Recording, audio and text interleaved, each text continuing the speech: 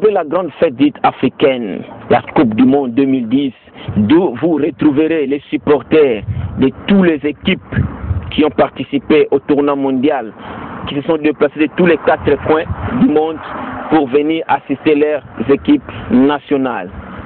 Suivant à vous.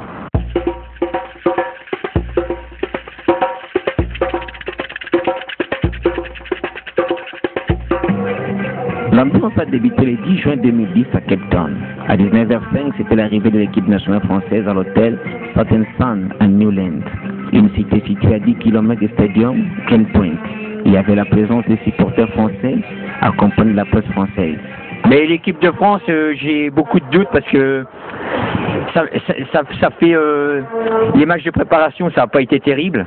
Alors j'ai peur que ça fasse le même qu'il y a eu au Japon et en Corée du Sud. J'ai peur. Et à l'Euro, bien sûr, le dernier Euro qu'on a eu. Ça me fait peur. Oui, la Belgique, l'ex-Congo belge qui est devenu le Zaïre et qui a encore changé de nom. Moi j'ai un souvenir quand j'étais tout gamin.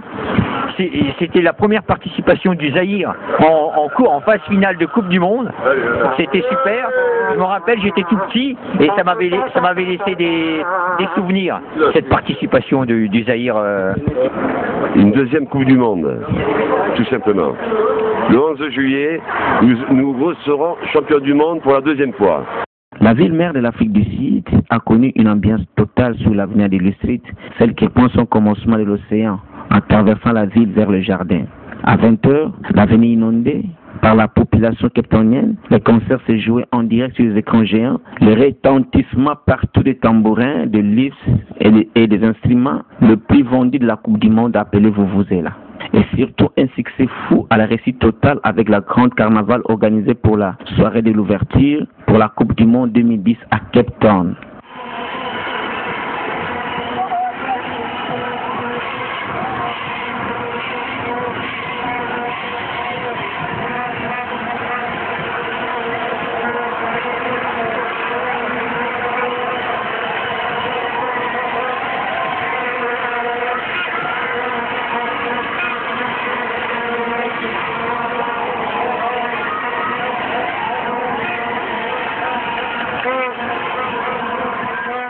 Encore un élément à retenir, rappelez-vous du léopard du Zaïre à l'époque, aujourd'hui, le Simba de la République démocratique du Congo, en 1974 à la Coupe du Monde, premier pays africain à exposer cette tradition d'origine pendée de la région de Bandundu à la face internationale.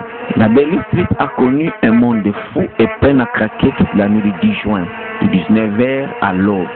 Les hôtels bouqués par les touristes célébrant tous l'ouverture.